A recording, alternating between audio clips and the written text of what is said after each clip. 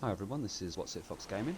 I'd like to showcase a new Negotiator's Dilemma build that I've put together. I think this is probably my new favourite build. It is played a little bit differently to how I see a lot of Negotiator's Dilemma builds played, so as per my other build videos, I'm going to go through the pieces that I run, explain why I run them, and then I'll load into a conflict game. This will all be live commentary, so just bear with me as I go through all of that. Now, this is one of my earlier YouTube videos, so any likes and subscribes are always appreciated. I'm going to try and upload a few more videos in the coming days as well, and yeah, hopefully you guys will sort of like how I run these and like some of the changes that I've made compared to the more traditional loadouts. So, yeah, Negotiator's Dilemma, very strong build at the moment. It's, I think, one of the meta builds. I do usually try to run off meta builds, but this is fantastic, and it's a really enjoyable build to play. So I'm sure you all know what it does, but just to very quickly explain, the 4-piece total will give you 15% critical hit chance, 20% critical hit damage, and the best part here is the hostile negotiations. So this relies on having high critical hit chance and ideally damage as well. When you land a critical hit on an enemy, it marks them, and I can have up to a total of 3 marks.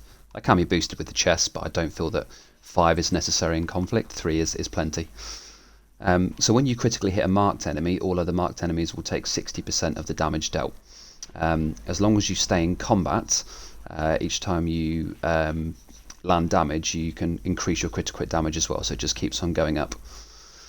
I have buffed that 60% to 100% with the backpack. That's the unique talent there. So when I shoot a marked enemy and other enemies are marked, 100% of my critical hit damage shots will be spread to those other people as well, and that's regardless of range. They could be the other side of the map.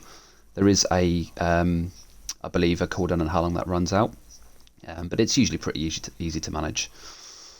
So the reason that I feel this build is different is most Negotiators players, that I've seen at least, tend to run with quite a lot of blue.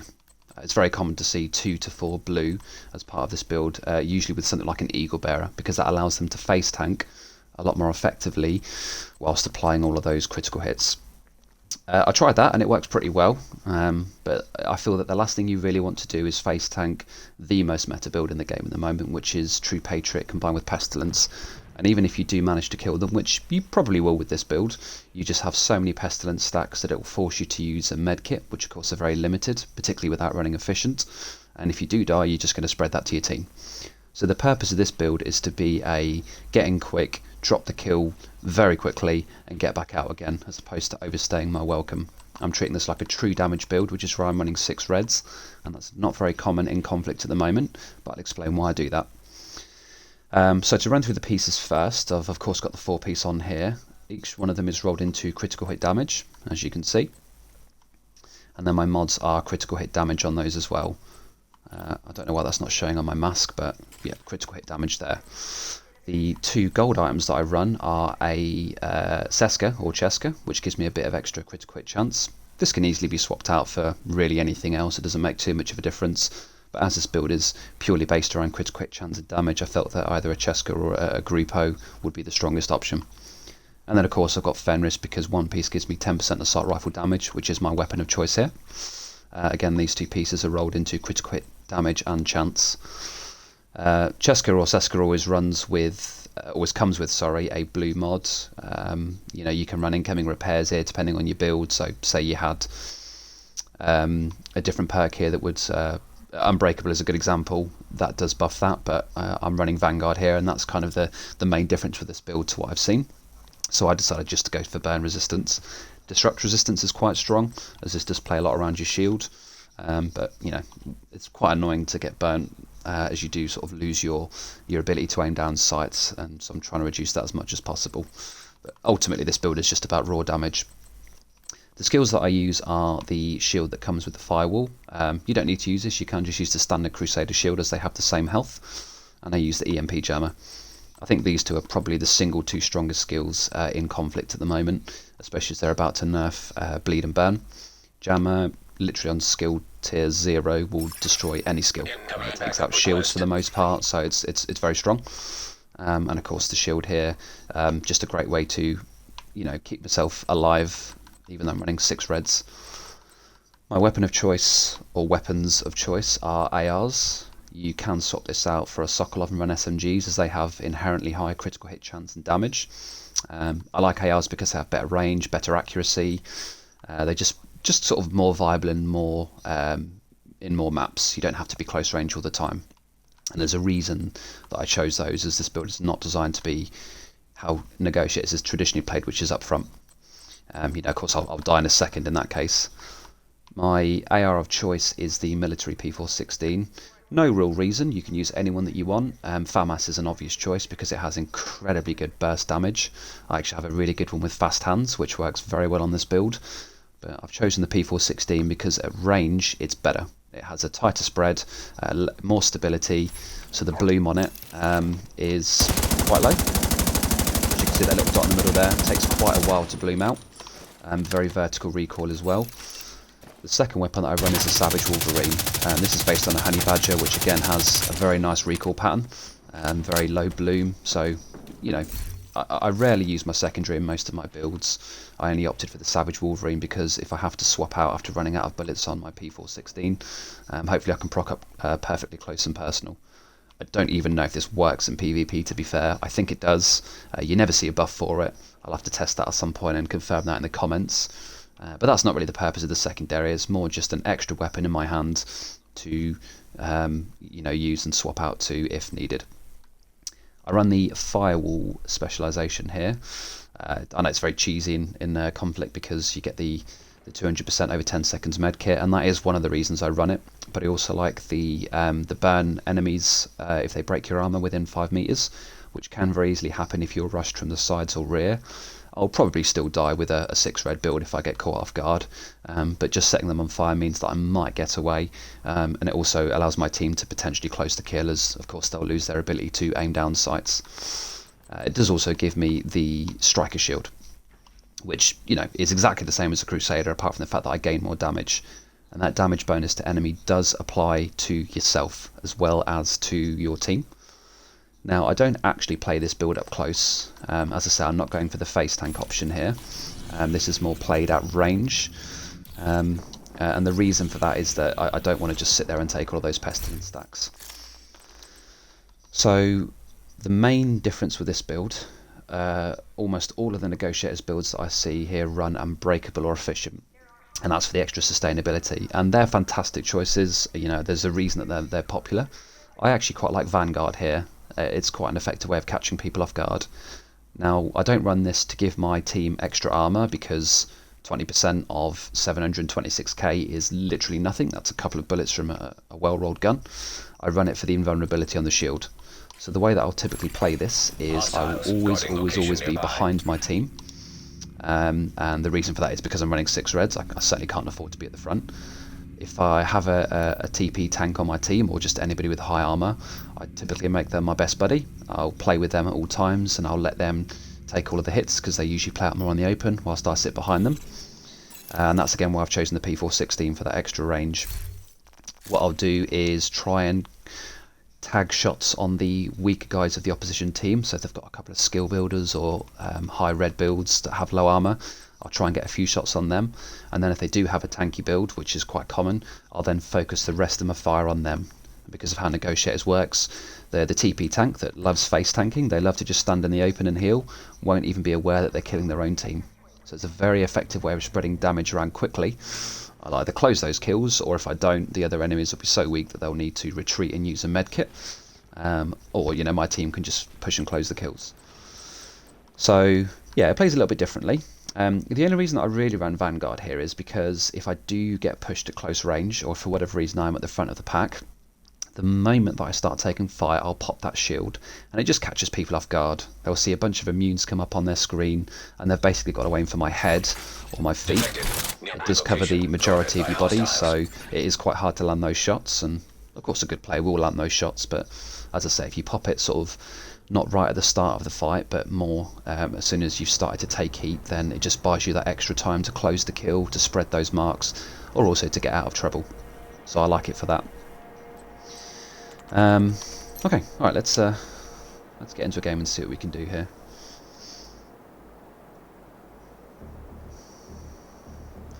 Now what I do is pay close attention to my cooldowns, very similar to my status build that I showcased the other day. So Vanguard is fantastic in the sense that it only has a 25-second cooldown. It lasts for 5 seconds, so it has, you know, pretty high uptime. So you really want to be staying right at the back of the pack for the most part, but definitely the back of the pack if you notice that your Vanguard ability is on cooldown. You don't want to be out in the open with a shield that has, you know, very minimal HP, which of course on a 6 red build is definitely the case. So that's more just a backup. I don't tend to lead with the shield, it's more just if I do start to take hits. Now, like my other builds, this build does work better with a team. I do predominantly run with my clan, and I am solo queuing on a live stream today. So hopefully my team will play aggressively. That's where this build really shines, and then I can just sit in the back and help with those kills. So it really is a true glass cannon build without using glass cannon.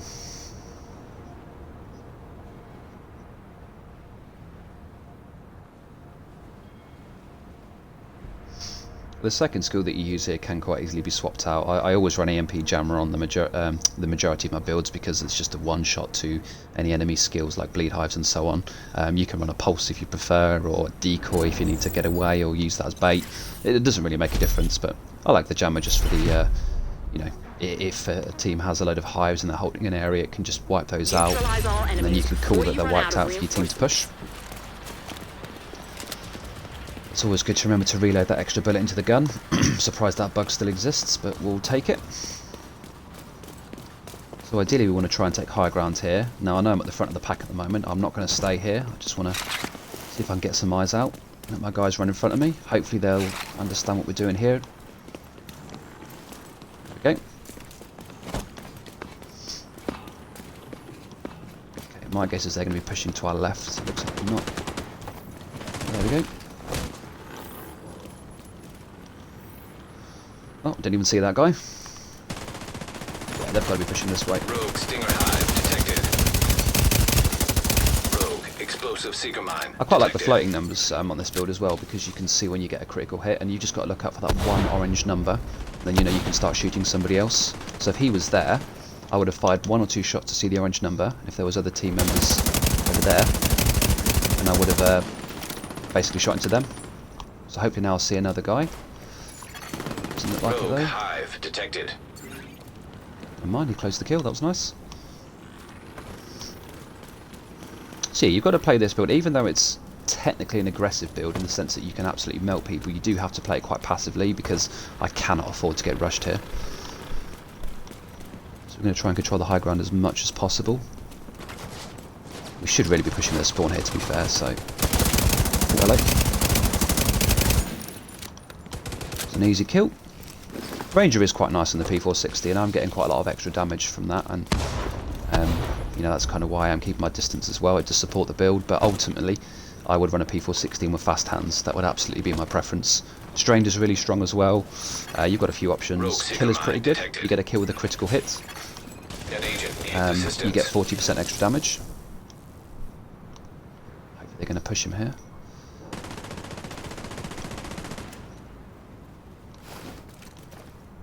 Hello.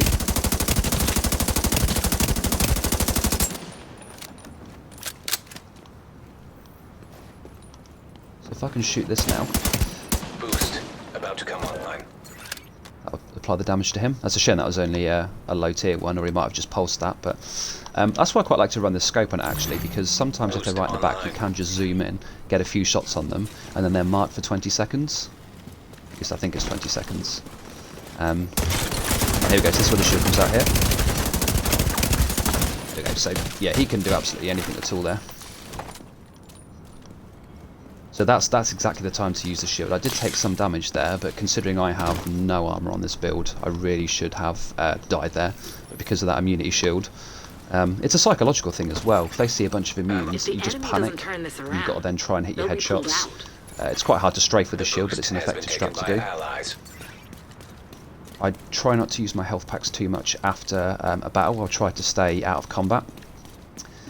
Just because, of course, you only get 2, and it's quite hard. You have to get a lot of kills to pick up more.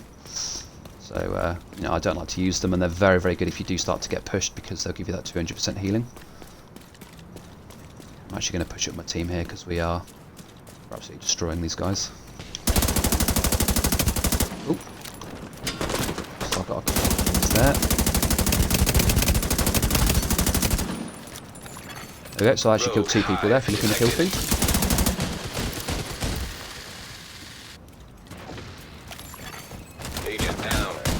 Okay, so I'm not actually going to push that because 1, I can't use my shield, and 2, that got absolutely melted.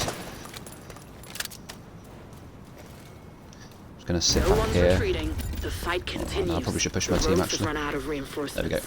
You can Yeah, so of course when you get that symbol above your head there, that means you're in their spawn and you can't use your shield or any of your skills that matter, or grenades, and that's where this build would struggle, and that's where the tank builds are better. Oh, well, we've absolutely demolished this team. This always seems to happen when I try and showcase a build. I want to try and have a relatively balanced game where they push quite aggressively, so that I can, you know, sort of demonstrate the build. It is fantastic when you right here, when you're able to kill like 3 people at once. Yeah, so you saw the speed there. It was just instant. Rogue seeker mine detected. It was probably not a good choice for me to jump out in the open like that, because if you would have had teammates there, my what's this guy doing? Ooh. Let's get out of there. I'm actually going to pop a health pack here. I've got my Vanguard back up. Oh, and somebody's running Coyote as well, which is always nice.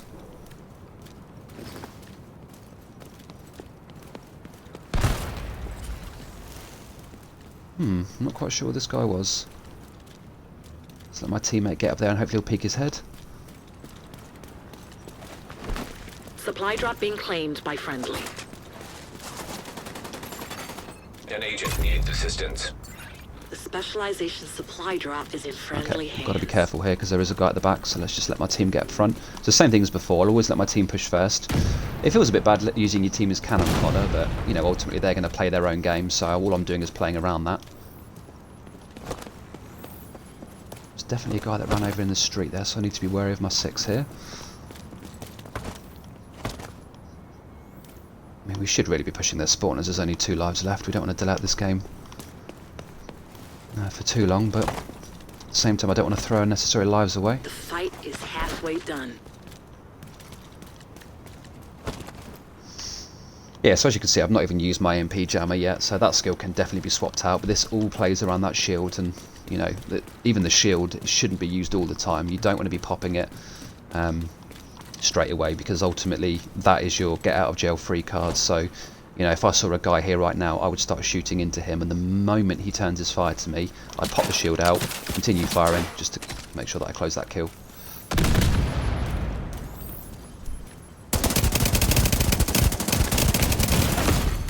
Vital signs critical. What on earth? Agent down. Okay then. I'm not sure what just happened there. That guy took a total of 0 damage. Is that a glitch? Somebody is going to have to explain what happened in the comments there. I think that guy may have discovered the glitch. He definitely didn't take damage, did he? He's not taking damage. Okay, I guess that's a little glitch in the game. That's disappointing to see that.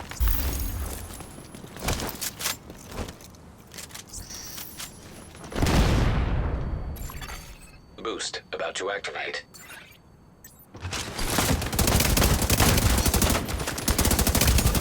Yeah, so he wasn't expecting that at all there. I mean, to be fair, if that guy actually is glitching, then he deserves that, but that's a great example of how the shield saved my life. He did a lot of damage, that guy, as you saw from how he just wiped out 3 of us. I still have 2 bars of my armour left, and I certainly shouldn't do, but that shield basically saved my life, and as you saw, it forced him to dodge roll back. Admittedly, my team being there did the same. But even if it was just me there, I mean, he would have dropped instantly. So what I'm going to try and do is stop that guy from getting up there again, because unless I'm missing something here, he took a total of 0 damage even though I was getting damage numbers, so I'm not really sure what that was all about.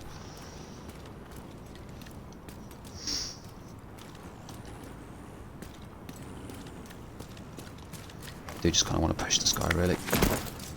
Oh wait.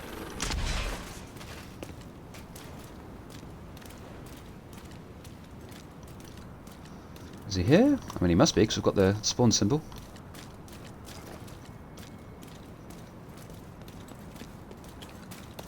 He is not here. Strange. Okay, alright. Well, apologies, this game is being dragged out a little bit. As I say, I once again haven't had the best opportunity to showcase what this build can do, but I'm going to guess this guy's probably going to hide. Well, in fact, actually, we might as well end it here. I mean, there's nothing else to show. There's only one person left. But yeah, hopefully that's given a basic idea of how the build works. It's a shame they didn't sort of all push us as a team for the most part, because my team were very good. But as long as you play behind your own teammates, and as I say, this works much better if you do play with people in comms. If not, though, just try and always stay behind them. Oh, he's behind us. Guess we'll kill this guy and then we'll end the stream. An agent needs assistance.